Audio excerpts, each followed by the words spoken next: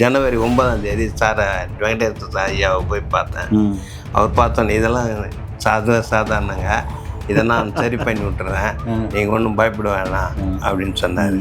கொடுத்து ஒரு 4 விதமான மருந்துகள் கொடுத்தாரு. ஆனால் இப்போ அதை நான் 2 கிலோமீட்டர் டெய்லி வாக்கிங் போகிறேன். 2 கிலோமீட்டர்? ஆமாம், போயிட்டு வரேன். நல்ல மூச்சு திணறலாம் இல்லை. இப்போ சாப்பிட முடியாமல் இருந்தேன். சார் பசி எடுக்கல சார்ன்னு சொல்லுவோம் அவரை. அது எடுக்கும் போங்க அப்படின்றாரு. அவர் மருந்து சாப்பிட இப்போ அதிகமாக சாப்பிட்றதுக்கு ஆகிட்டேன். அதனால் இப்போ என்ன பண்ணுறேன்னா உணவு கட்டுப்பாடுக்கு வரணும் அப்படின்னு மறுபடியும் இப்போ வந்து நான் நம்பிக்கையில்லாத தான் நிறைய கேள்விங்க கேட்டேன். நிறைய கேள்விங்க நிறைய. அப்புறம் ரொம்ப கேட்குறப்ப எங்கள் வீட்டம்மா வந்தாங்க. நீங்கள் எவ்வளவோ பார்க்குறீங்க, ஒரு 10 நாள் தான் சாப்பிட்டு பாருங்களேன் அப்படின்னு. என்னென்ன காசு கூட வேணாம், அவங்க காசு கூட கொடுக்க வேணாம், நீங்கள் வந்து 10 நாள் மருந்து சாப்பிட்டு பாருங்களேன் அப்படின்னு. வீட்டம்மா எங்கள் மிஸ்ஸஸும் தைரியம் சொல்லி 10 நாள்லேயே நல்ல இம்ப்ரூவ்மெண்ட். ஆல்மோஸ்ட் ஒரு 75% நார்மல் வர அளவு நல்ல இம்ப்ரூவ்மெண்ட்டு. நல்லா நடக்க ஆரம்பிச்சிட்டார். அதுக்கப்புறம் எல்லாம் வந்து 1 கிலோமீட்டர் 2 கிலோமீட்டர்லாம் சர்வசாதாரணமாக நடக்க ஆரம்பிச்சாரு. அந்த ப்ரீத்திங் இஷ்யூலாம் இல்லை.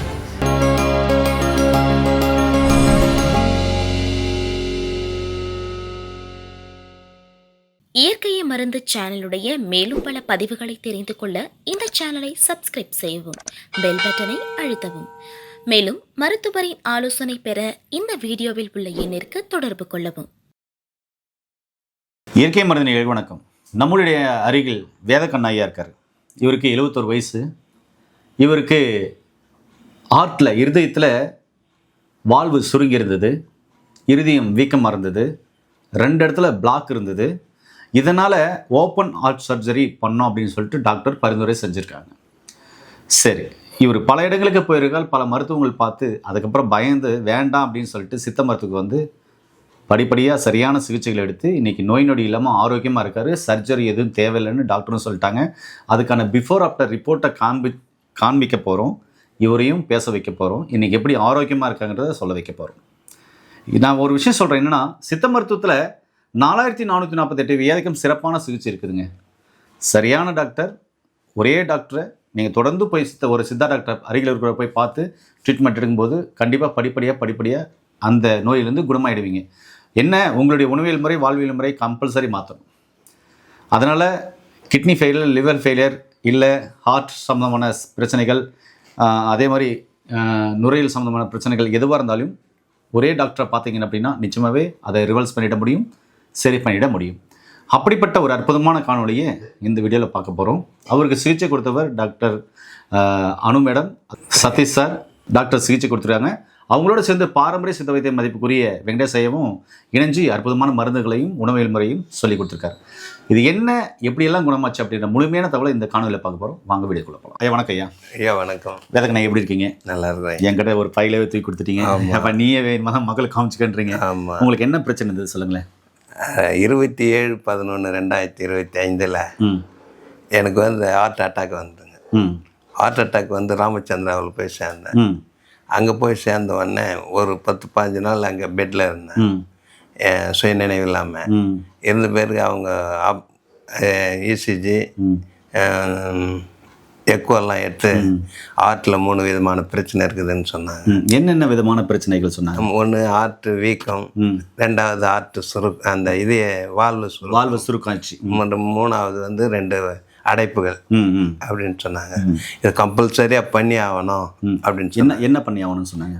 ஓப்பன் சர்ஜரி பண்ணி ஆகணும். Open heart surgery. இதய வீக்கம், வால்வு சுருக்கம், 2 அடைப்பு இருக்குது, கம்பல்சரியாக பண்ணி ஆகணும், இல்லைன்னு சொன்னால் உயிர் பிழைக்கிறது கஷ்டம் அப்படின்னு சொன்னாங்க. அது பண்டிகை காலமாக, கிறிஸ்மஸ் பண்டிகை காலமாக இருந்ததுனால நான் அவங்களாண்ட ரிக்வெஸ்ட் பண்ணி கேட்டுக்கினேன். நான் அந்த 1ஆம் தேதிக்கு அப்புறம் வர்றேன், புது வருஷத்தில் வர்றேன் அப்படின்னு சொல்லி. அப்போது ஒரு நண்பர் வழியில் எனக்கு வந்து வெங்கடேசன் ஐயாவை டாக்டர் வெங்கடேசன் ஐயாவை பற்றி எனக்கு சொன்னார்.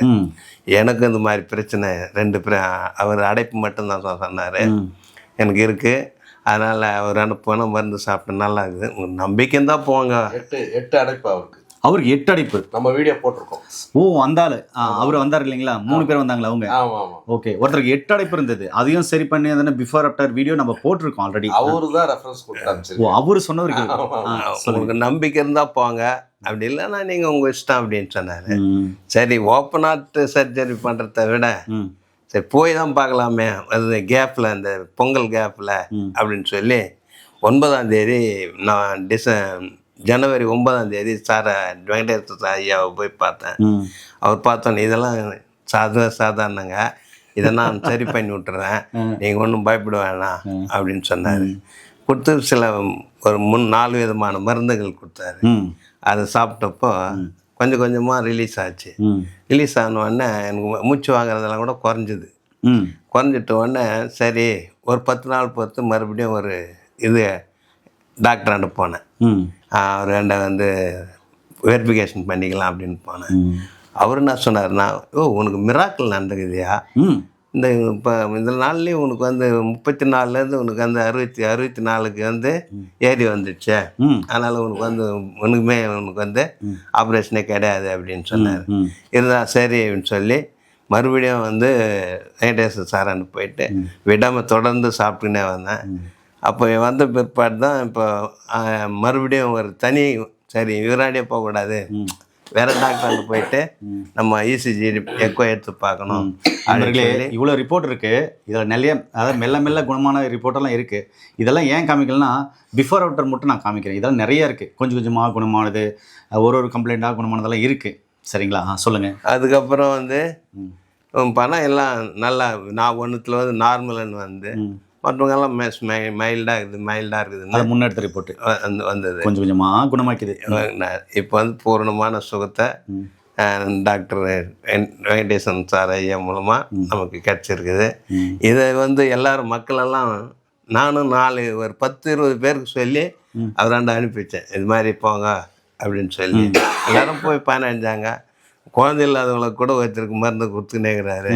அவங்களுக்கு ஒருத்தர் குழந்தை உருவாயிடுச்சு. ஆமாம், 5 மாதம் சொன்னாங்க. ஆமாம், அது 5 வருஷம் இல்லைன்னு சொன்னீங்க. ஆனால் 5 மாதம் இப்போ 4 மாதம் ஆயிருக்கு. 5ஆவது மாதம் தொடங்கும் போது சொன்னீங்க. அதனால் அது அந்த மாதிரி சில கேஸு நல்ல ஒரு மருத்துவராக இருக்கிறாரு. நமக்கு நல்ல மருந்தெல்லாம் கொடுத்து சுகப்படுத்துகிறாருங்க. நம்மளே இவர் சொன்னார் இல்லைங்களா, நிறைய பேஷண்ட் எல்லாம் அனுப்பிச்சிட்டாங்க அப்படின்னு சொல்லிட்டு. ஹார்ட் பேஷண்ட் வந்திருக்காங்க, கிட்னி பேஷண்ட் வந்திருக்காங்க. வரப்போகிற வீடியோலாம் அவங்களுக்கு பிஃபோர் ஆஃப்டர் வீடியோவை நம்ம ரிப்போர்ட்டோடு போடுவோம். அதே மாதிரி ஒருத்தருக்கு 5 வருஷமாக குழந்தை இல்லை, நிறைய ஹாஸ்பிட்டல் பார்த்துட்டாங்க. அதுக்கப்புறம் செயற்கை கருத்தரமை போய்ட்டு அங்கேயும் ஃபெயிலியர் ஆச்சு. இப்போ லாஸ்ட்டாக இவர்கிட்ட வந்து மருந்து எடுத்து இப்போ 4 மாதம் முடிஞ்சு அந்த மாதம் தொடங்கியிருக்கு. அவங்க அடுத்த மாதம் ஏதோ வீடியோ கொடுக்குன்னு சொன்னாங்க.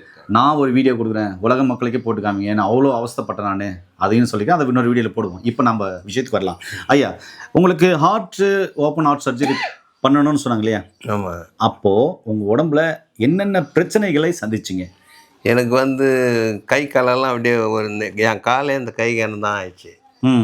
மூச்சு நிறையா வாங்கும், அதாவது மூச்சு திணறல், மூச்சு இதெல்லாம் வரும். கொஞ்சம் தூரம் நடந்தாவே கொஞ்சம் களைப்பாயிடுவேன், ஒரு மாதிரி இதுவாக போகும், பலவீனமாக போகும். ஆனால் இப்போ அது நான் 2 கிலோமீட்டர் டெய்லி வாக்கிங் போகிறேன். 2 கிலோமீட்டர்? ஆமாம், போயிட்டு வரேன். நல்லா மூச்சு திணறலாம் இல்லை. இப்போ சாப்பிட முடியாமல் இருந்தேன். சார் பசி எடுக்கல சார்ன்னு சொல்லுவான் அவர் அண்ணன். அது எடுக்கும் போவாங்க அப்படின்வாரு. அவர் மருந்து சாப்பிட இப்போ அதிகமாக சாப்பிட்றதுக்கு ஆகிட்டேன். அதனால் இப்போ என்ன பண்ணுறேன்னா உணவு கட்டுப்பாடுக்கு வரணும் அப்படின்னு மறுபடியும் இப்போ வந்து உணவு குறைக்கணும் அப்படின்னு வந்து. சரி, வீட்டம்மா என்ன சொன்னாங்க உங்களுக்கு? முதல்ல போனோடனே எனக்கு வந்து ஏன்னா பெரிய டாக்டருங்க வந்து பெரிய அந்த ஹார்ட்டுக்குன்னே இருக்கிற ஹாஸ்பிட்டலுங்கள்லேயே வந்து பண்ணி தான் ஆகணும், ஓப்பன் சர்ஜரி பண்ணி தான் ஆகணும் அப்படின்னு சொல்லி எனக்கு கெடு கொடுத்து அனுப்பிச்சாங்க. அவன் போகும்போது உன்னுடைய மரணத்துக்கு நான் தான் பொறுப்பு அப்படின்னு லெட்டர் எழுதி வேற வாங்கிக்கினாங்க என்னென்ன. அப்படி இருக்கும்போது சரி நான் அப்படியே மாதிரி எழுதி கொடுத்துட்டு நான் வந்துட்டேன். அதுக்கப்புறம் தான் டாக்டரை பார்த்து டாக்டருடைய மருந்து சாப்பிட்டு இன்னைக்கு நல்லா இருக்கிறேன், நல்லா பேசுகிறேன், கொள்கிறேன், கொஞ்சம் மூச்சு எல்லாம் இல்லாமல் இருக்குது, நல்லா இருக்கிறேன், ஆரோக்கியமாக இருக்கேன். அவருடைய துணை வேறு முதல்ல அவங்க துணைவியாருக்கு போனப்போ இவரோட நான் ஏன்னா பெரிய டாக்டருங்களாலே முடியலையே. ம் இவர் என்ன இவர் போய் பார்த்தா டிவி அது இதெல்லாம் வச்சுன்னு இருக்கிறாரு. இவர் எங்கேருந்து நம்ம சுகப்படுத்த போகிறாரு? தீமை பாரம்பரிய டிவி கூட பார்க்க கூடாதா? சரி, ஓகே. இது அப்படி இவர் எங்கேருந்து இவர் பண்ண போகிறாரு அப்படின்னு நினச்சேன். அதனால் நான் நம்பிக்கையில்லாத தான் நிறைய கேள்விங்க கேட்டேன். ஓ, நிறைய கேள்விகள் கேள்விங்க ரொம்ப நிறைய. நேரம் ஆச்சு argument. அப்புறம் ரொம்ப கேட்குறப்ப எங்கள் வீட்டம்மா வந்தாங்க. நீங்கள் எவ்வளவோ பார்க்குறீங்க, ஒரு 10 நாள் தான் சாப்பிட்டு பாருங்களேன் அப்படின்னு. என்னென்ன காசு கூட வேணாம், அவங்க காசு கூட கொடுக்க வேணாம், நீங்கள் வந்து 10 நாள் மருந்து சாப்பிட்டு பாருங்களேன் அப்படின்னாங்க. எனக்கு அவங்க சரி இந்தம்மா இவ்வளோ சொல்கிறாங்களே அப்படின்னு சொல்லி சாப்பிட்டு தான் பார்க்கலாம் அப்படின்னு சொல்லி இறங்கினேன். அந்த 10 நாள்ன்றது அது வந்து என்னை சேவ் பண்ணிடுச்சு. சூப்பர். நண்பர்களே, இப்போது இவர் பிரச்சனை இருந்ததுக்கான ரிப்போர்ட்டையும் சரியானதுக்கான ரிப்போர்ட்டையும் நம்ம பார்க்கலாம். நண்பர்களே, அவருடைய பேர் வேதக்கண்ணு. ரிப்போர்ட் எடுத்த நாள் 11ஆம் 12வது மாதம் 2025. எக்கோ ரிப்போர்ட் எடுத்திருக்காங்க. அந்த எக்கோ ரிப்போர்ட்டில் என்னென்ன பிரச்சனைகள் இருக்குது அப்படின்றத உங்களுக்கு தெளிவாக போட்டிருக்காங்க பாருங்கள். இது ரிப்போர்ட்டில் பார்த்துருப்பீங்க. இந்த ரிப்போர்ட் மட்டும் இல்லை, இன்னொரு ரிப்போர்ட்டும் காமிக்கிறேன், அதையும் பாருங்கள். பேர் வேதக்கண்ணு. அவர் அந்த ரிப்போர்ட் பார்த்துருப்பீங்க, அவர் பிரச்சனை என்னென்ன இருக்குதுன்னு. இந்த ரிப்போர்ட்டில் தெளிவாக கொடுத்துருக்காங்க. எங்கே வாழ்வில் பிரச்சனை, எந்த வாழ்வில் பிரச்சனை, எத்தனை அடைப்பு, அப்புறம் என்னென்ன பிரச்சனைகள் இருக்குது அப்படின்றத இந்த இடத்துல தெளிவாக கொடுத்துருக்காங்க. இந்த லைன் பாருங்கள். குணமான ரிப்போர்ட் பாருங்கள். பேர் வேதக்கண்ணு. ரிப்போர்ட் எடுத்த நாள் 30/1, அதாவது 30ஆம் 1வது மாதம் 2026 ஜனவரியில் எடுத்திருக்காங்க. ஜனவரி 30ஆம் எடுத்திருக்காங்க 2026. எக்கோ ரிப்போர்ட் எடுத்திருக்காங்க. இந்த எக்கோ ரிப்போர்ட்டில் இந்த இடத்துல பாருங்கள், ஃபைனல் ரிப்போர்ட்டில் பாருங்கள் அவருக்கு என்னென்ன இருக்குன்னு நீங்களே சொல்லுங்கள் ஐயா. பார்த்தீங்கன்னா வந்து எல்லாமே மைல்டாக இருக்குது. அதாவது 20 நாள் ட்ரீட்மெண்ட் தான். ஒரு முன்னாடி இருந்த பிரச்சனை எல்லாம் மைல்டாக இருக்குது. அதாவது 75% நார்மலுக்கு வந்திருக்கு, 25% இது. அதுக்கப்புறம் நம்ம திரும்ப ஒரு மாதத்துக்கான மருத்துவம் கொடுத்து சரி பண்ணியிருக்கோம். இப்போ சுத்தமாக சரி பண்ணியிருக்கோம். நார்மலுக்கு இப்போ நார்மலுக்கு இருக்குது. இப்போல்லாம் உங்களுக்கு மூச்சு ஒரு சிரமமாக இருக்கா ஐயா? இப்போ மூச்செல்லாம் இல்லை, நல்லா இருக்குங்க. மூச்சு நல்லா இருக்குது. நீங்கள் சொல்லுங்கள், இது வரும்போது எது மாதிரியான கண்டிஷன் வந்தார்? ஏன்னா ஒரு ஆர்ட்டை ஓப்பன் பண்ணி அறுவை சிகிச்சை பண்ணோம், ஓப்பன் ஆர்ட் சர்ஜரி பண்ணோம் அப்படின்னு ஃபிக்ஸ் பண்ண ஒரு பேஷண்ட் உங்களை பார்க்க வந்திருக்காரு. இப்போ 100% சரியாயிட்டார், நல்லா இருக்கார். ஹெல்த் வைஸாக நல்லா இருக்கார், ஃபுட் வைஸாக நல்லா சாப்பிட்றாரு. அதே மாதிரி அவருடைய வாழ்வியல் முறை, உணவியல் முறையெல்லாம் சூப்பராக இருக்குது, சரி பண்ணியிருக்கீங்க. வரும்போது எப்படி வந்தார்? டாக்டர் அனு மேடம், சதீஷ் சார் மூலமாக நீங்கள் என்ன மருந்துகள் கொடுத்தீங்க, என்ன வாழ்வியல் முறை, உணவியல் முறை மாற்றினீங்க? வரும்போது பார்த்தீங்கன்னா அந்த நடை எல்லாம் வந்து அந்த ஆக்டிவ்னஸ் இல்லை. இப்போ எவ்வளோ ஆக்டிவ், நம்ம கூட வழி காமிக்கிறதுக்கு எப்படி நடந்தே வந்தார் பாருங்க. சுற்றி அங்கேருந்து சுற்றி நடந்து காமிச்சார் பாருங்க. பெட்ரோல் பங்க் வந்து அந்த நடை வந்து இல்லை, ரொம்ப ஒரு அதாவது பலகீனமாக தான் வந்து உக்காந்தாங்க. ஏன் அப்படின்னா பார்த்த இடத்துல எல்லாமே வந்து ஓப்பன் ஹார்ட் சர்ஜரி தான் பண்ணணுங்கிற மாதிரி தான் ரெக்கமெண்டேஷன் எல்லாம். அதில் அந்த சூழ்நிலை பார்த்தார். நம்ம டிவி சர்வீஸ் பண்ணுறோம்ல, இது எல்லா டிவிங்கெல்லாம் இருக்குது, நடுவில் உட்கார வச்சு இவர் பாட்டு பேசிகிட்டு இருக்காரு. இவருக்கு இந்த மருந்து எங்கேருந்து வேலை செய்ய போகுதுன்னு ஒரு அவநம்பிக்கை தான் இருந்தார். சொல்ல போனால் பிடிச்ச வேலையில் அது ஒரு வேலை தான் நம்மளுக்கு. ஆமாம், அதனால தான் என்னாச்சுன்னா ஒரு மணி நேரம் போச்சு கன்வர்சேஷன், கவுன்சிலிங். பக்கத்தில் சமையல் கட்டில் எங்கள் வீட்டு அம்மா காதில் கேட்டுக்கிட்டே இருந்தாங்க. 1 மணி நேரமாக எதுக்கு எக்ஸ்பிளைன் பண்ணிகிட்டு இருக்கணும் அப்படின்ட்டு டப்புன்னு வெளியே வந்தாங்க. சமையல் கட்டை விட்டு வெளியே வந்து, ஐயா ஒரு 10 நாளைக்கு நீங்கள் சாப்பிடுங்க, கண்டிப்பாக சரியாகும், சாப்பிட்டு தான் பாருங்களா அப்படின்னு ஸ்டாப் பண்ணாங்க. ஸ்டாப் பண்ணிட்டு ஏன் அப்படின்னா எனக்கு வந்து டைம் கொடுத்தாங்க. ஏன்னா கிறிஸ்மஸ் வருது, அதனால் ஆப்ரேஷனில் இப்போ வேண்டாம், பொங்கல் போல் பார்த்துக்கலாம், ஜனவரி மாதம் கழித்து பார்த்துக்கலாம், கொஞ்சம் ஹோப்ஃபுல்லாக பேசி ஒரு 10 நாள் 15 நாள் சாப்பிடுங்க, எப்படி இருக்குன்னு பாருங்கள், உங்களுக்கு மனசுக்கு வந்தால் கண்டினியூ பண்ணுங்கள், இல்லைன்னா நீங்கள் அவங்க சொல்கிற மாதிரி ஓப்பன் ஹார்ட் சர்ஜரியே பண்ணிங்கன்னு சொல்லிட்டு தைரியம் சொன்னோம். வீட்டம்மா எங்கள் மிஸ்ஸஸும் தைரியம் சொல்லி 10 நாள்லேயே நல்ல இம்ப்ரூவ்மெண்ட்டு. ஆல்மோஸ்ட் ஒரு 75% நார்மல் வர அளவுக்கு நல்ல இம்ப்ரூவ்மெண்ட்டு. நல்லா நடக்க ஆரம்பிச்சிட்டார். அதுக்கப்புறம் எல்லாம் வந்து 1 கிலோமீட்டர் 2 கிலோமீட்டர்லாம் சர்வசாதாரணமாக நடக்க ஆரம்பிச்சாரு. அந்த ப்ரீத்திங் இஷ்யூலாம் இல்லை. அதுக்கப்புறம் இவரு சாட்சி சொல்லி நிறைய பேர் அனுப்பிச்சிருக்காரு நம்மள்கிட்ட. அந்த 15 நாள்லேயே ஒரு 5-6 பேர் அனுப்பிச்சாரு. அதுக்கப்புறம் இப்போ 2 மாதம் ஆகுது, கணக்கே இல்லை, நிறைய பேர் அனுப்பிச்சிக்கிட்டே இருக்காரு சொல்லி. ஏன் நண்பர்களே, உங்களுக்கும் ஹார்ட்டில் கம்ப்ளைண்ட் இருக்கா? ஓப்பன் ஹார்ட் சர்ஜரி பண்ணணும்னு சொல்லிட்டாங்களா? நீங்கள் பண்ணணும்னு நினச்சிங்கன்னா கண்டிப்பாக பண்ணிக்கோங்க, அது உங்களுடைய விருப்பம் தான். ஆனால் என்னுடைய கருத்து என்னென்னா, சித்த மருத்துவத்தில் 4448 வியாதிக்கும் சிறப்பான சிகிச்சையில் இருக்குது.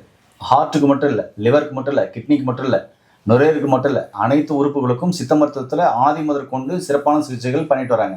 அதனால் உங்கள் அருகில் இருக்கிற ஒரு சித்தா டாக்டரை கன்சல்ட் பண்ணி உங்களுடைய பிரச்சனைகள் என்னவோ அவரை தொடர்ந்து ஃபாலோ பண்ணிங்க அப்படின்னு சொன்னால் நிச்சயமாகவே படிப்படியாக சரி பண்ணிட முடியும். அதனால் உங்களுக்கும் ஹார்ட்டில் பிளாக் இருக்குது, இல்லை ஹார்ட்டு பார்த்தீங்கன்னா வால்வு சுருங்கி இருக்குது, இல்லை ஹார்ட் வீங்கி இருக்குது அப்படின்னா நீங்கள் எடுக்கிற மருந்து மாத்திரைகளோட ஒரு டைம் கீழே போகிற நம்பருக்கு கால் பண்ணிவிட்டு ஐயா வந்து சந்திங்க. படித்த பட்டதாரி மருத்துவர்கள் மூலமாக கொடுக்குற மருந்துகளையும் ஐயா கொடுக்குற ஆலோசனைகளும் எடுத்துக்கிட்டு நோய் நொடி இல்லாமல் வாழ்வியல் உணவு முறை மாற்றிட்டு நோய் நொடி இல்லாமல் ஆரோக்கியமாக வாழுங்க. இது மாதிரி தகவலை தெரிஞ்சுக்கூட நம்முடைய சேனலை சப்ஸ்கிரைப் பண்ணுங்கள். இது மாதிரி பிரச்சனை ஆர்ட் சம்பந்தமான பிரச்சனை உள்ளவங்களுக்கு இந்த வீடியோவை கண்டிப்பாக ஷேர் பண்ணிவிடுங்க. மீண்டும் இன்னொரு அருமையான பதிவு சந்திக்கலாம். நன்றி, வணக்கம். வணக்கம். வணக்கம் ஐயா.